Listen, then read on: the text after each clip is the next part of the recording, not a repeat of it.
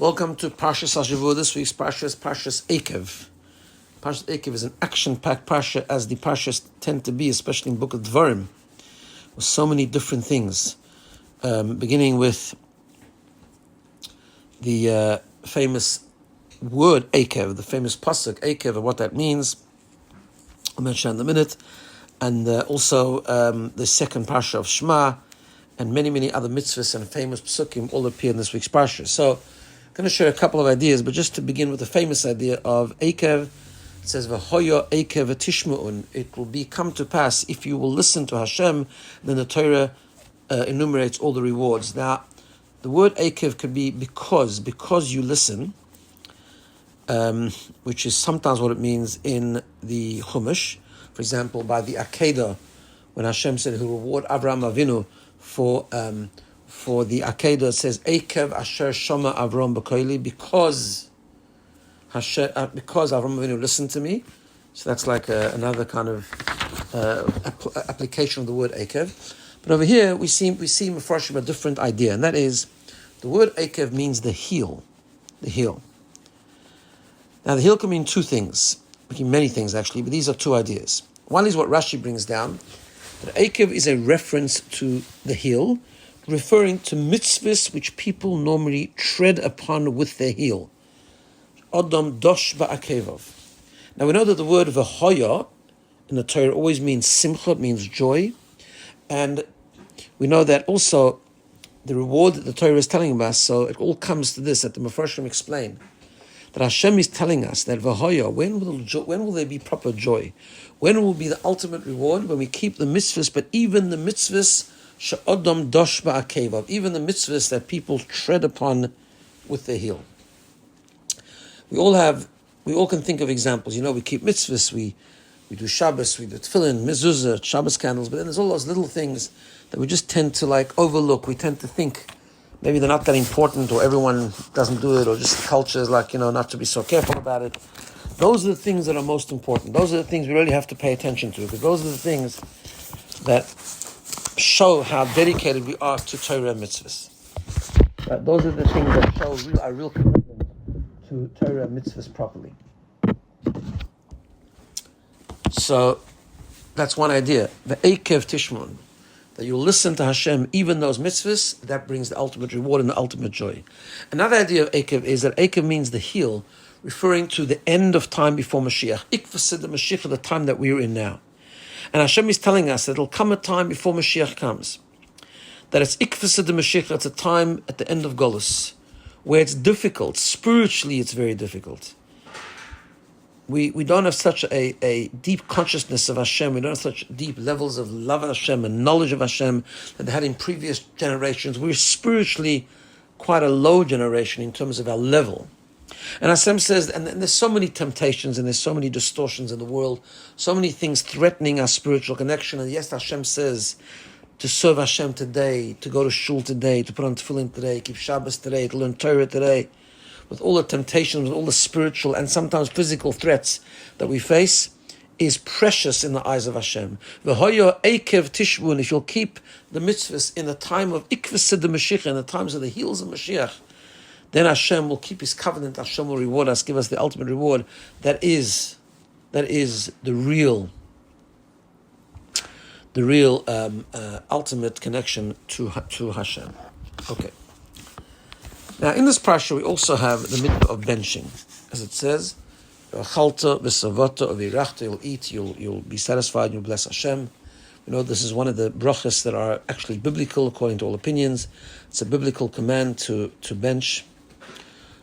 We bench, obviously, as an acknowledgement that everything comes from Hashem. We know that, interestingly enough, the benching has different brachas. The first bracha, actually, Moshe Rabbeinu composed to thank Hashem for the man that fell from heaven. And we still have this bracha in our benching, which is interesting, although today we don't have the man. Today we have what's called lechem min ha'aretz, the bread from the ground that we have to work for and plow and sow. And that's what we have. That's why we say hamoitzi lechem min ha'aretz before we eat it.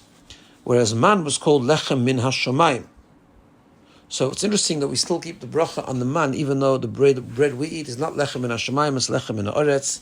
And one of the ideas, obviously, is the following, and that is that we need to understand when we eat. We need to understand with all the physical blessings that Hashem gives us, which often they come through our efforts, that we work, we sow, we plow, we do business, and we earn and, so to speak, deserve those blessings, although we don't deserve anything, we just are recipients of Hashem's blessing. What we really need to understand is that all the bread we eat is lechem min hashamayim. It's still the man. Yes, at the time of the Midbar it was obvious, it fell straight from the heaven. But where does it fall from today? Still from heaven. However, Hashem hid it a little bit by saying that it should go through the field, go through our plowing, our working, our sowing, so we kind of can make the mistake that it's us who accomplished it. But no, everything comes from Hashem. And everything is dependent on Hashem, and every blessing that we have is only because Hashem wants us to have it, but He wants us to go through the physical routine. But we still thank Him, and we make the first bracha of benching by saying, Hazon Sa'olam, you have sustained the world, and this is the bracha on the man, because we acknowledge and believe and understand and internalize that belief, that it's all from Shamayim, it's all from heaven. Now, before benching, the Torah talks about the land of Israel, of Eretz Yisrael, and says it's a land, Erev Chita Usoira, a land of wheat and barley.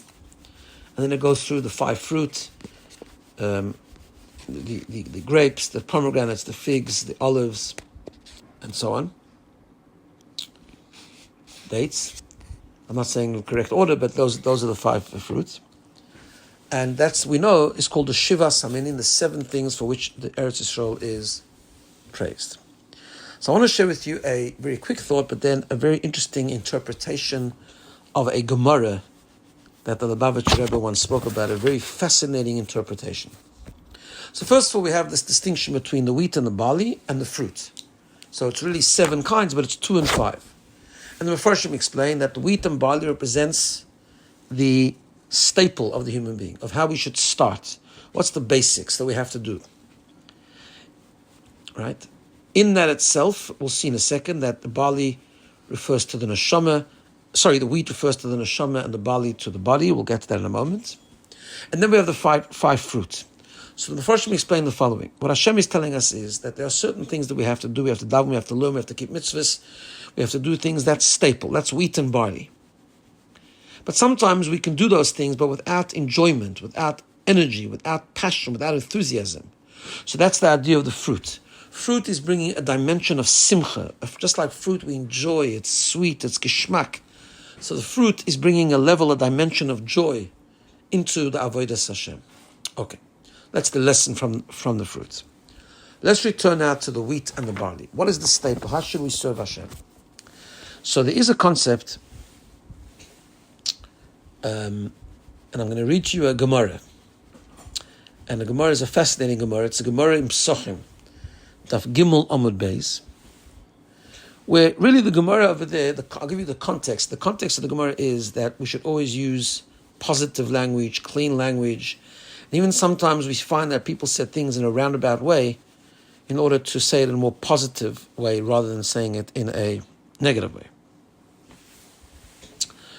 So the Gemara says, Yochanan Chakukah, Yochanan, who came from the place of Chakuk, Nofak l'Kiryosa, he went out to the villages to inspect the crop, inspect the crops of what was happening.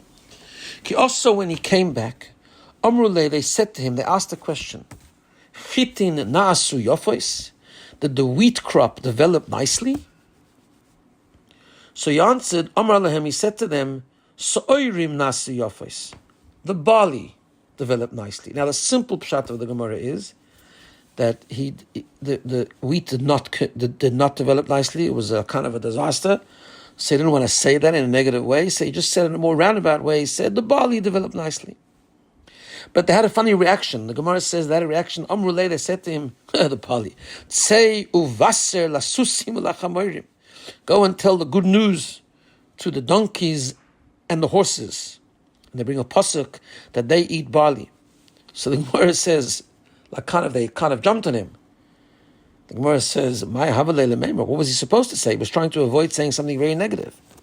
Says the Gemara, he could have said, Eshtakad, last year, nasu chitim yafis. And last year, the wheat developed nicely. So, on a simple level, this is the Gemora, and they were saying, like, why do you talk about Baal? You could have said last year the wheat was nice if you didn't want to say that the wheat didn't develop nicely. But it's a strange Gemora. Why did they sort of jump on him? And also, what does it mean? Go and tell the good news to the donkeys and the horses. What is that supposed to mean? What kind of language is that? What kind of way of talking is that? So what does all this mean? And we know that everything we learn in the Gemara can be understood on many levels. It can be understood on a simple level, but it can also be understood on a deeper level. So he once explained the following idea. The Gemara says wheat is the food of humans. Barley is the fodder of animals. Now we know this is not how we do it today. Today we eat lots of different types of grain. But in ancient times, this is the way it was. Grain was what people eat. Barley was what animals eat. On a spiritual level, what this means is that we have within the human experience two parts. We have what we call the human part, the Adam as we are called. And Adam comes to the word Adam le'elyon, that we represent the supernal being, the Adam ha'elyon. And that's a reference to the neshama. Then we have the animal part to us, as we know the nefesh abamis, the animal soul. So we have the soul and the body, or put a different way, the nefesh alakisel and nefesh abamis, the godly soul and the animal soul. And each we have to work for. Wheat represents the staple, the basics of what we have to do for our neshama. And that is, the neshama work is things that we do that are more spiritual, like learning Torah, like keeping mitzvahs, like davening, that all that strengthens our neshama. Then we have barley. Barley represents the body, the physical part of us, the working with the animal soul, to tame it, to self-control it, to make sure that it becomes refined by channeling the impulses of the animal soul towards the strength of serving Hashem and so on and so forth. And this is through hard work of refining the character traits, refining our midas, engaging with the physical world, making sure that our eating, our sleeping, the physical part of us is elevated, is done properly, is refined, is also channeled towards Avodas Hashem. Some of the mitzvahs which are done specifically with Gashmias, with the physical world, all that is part of feeding, all that is part of the Bali, the feeding the animal soul. So here's the catch, and here's the process. We have two parts of our life: the spiritual work for the soul, engaging with the physical, which is so important to elevate the physical, to elevate the body, to elevate and refine the animal aspect of us. So this is the Gemara. The Gemara is Yochanan Chakakah goes out to inspect, to do a spiritual stock taking, to reflect on how the crop, how the produce, how the Avodas Hashem is doing. He comes back and I say to him, Nu, how's it going? Chitim nasi yofis. Is the soul work doing well? Is the wheat doing well? Are people learning Torah? Are they doing mitzvahs? So he says to them, Sa'oirim nasi yofis. The barley is doing well. To which they respond, go tell that good news to the donkeys and the horses. Meaning, it wasn't a criticism. They were saying, that's really good. That it is good. That's a great news. A great reflection, a great evaluation for the donkeys and the horses. In other words, the nefesh abamis, that means that you're talking about that people are engaging in gashmis, they're engaging in the physical, they're trying to elevate the physical, they're making sure that they're refining their midos, and they're really trying to make sure that the physical interactions that they have, like their business dealings, like their interactions, like their relationships, like the food they eat, and all that is being done according to Torah and according to Hashem's will, and being done in the right way. But then the Gemara says it seemed like they were not happy that he did that. They wanted to know something else. So the Gemara says, "My havlei lemema." What was he supposed to say? Says the Gemara, he was supposed to say, "Last year the wheat did really well." That should have been his starting point. Why? So here comes a very important lesson. That it is true that both things are so important. But the Torah says, "Eretz chita usa'ira." Wheat comes before barley. What does that mean? in order to ensure that the interactions that we have with the physical part of us and the physical world around us is holy, is elevated, is doing well spiritually, we must first engage in the spiritual. We must first engage with neshama work. We must first engage with things that are going to strengthen the neshama, and it's only through that and with that strength that we can then progress to elevate and refine the body. Like the Gemora says when someone wakes up in the morning, that a person his bed should be near the shul, which means he should daven after he wakes up, a spiritual experience. Then the Gemara said, you should go to the shul to learn. You should first learn, and only afterwards you should go out. Minag derech eretz, you should go and work and elevate the physical world. In other words, putting it a bit differently, we have to make sure that we have times in our day, even those people that are not sitting and learning all day, they're not involved in spirituality all day, they're doing the important work of engaging with the world and elevating the physical environment. Even they have to make sure that the first foundation has to be a strong soul. They have to have times that they immerse themselves and get lost in the world of spirituality.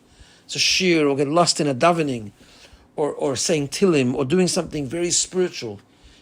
That he should have said first, that the last year, which means the foundation, before we get to the bali, the wheat is doing well. Only then can we have the news that the bali is doing well, that the physical is being elevated. And that becomes the formula for life.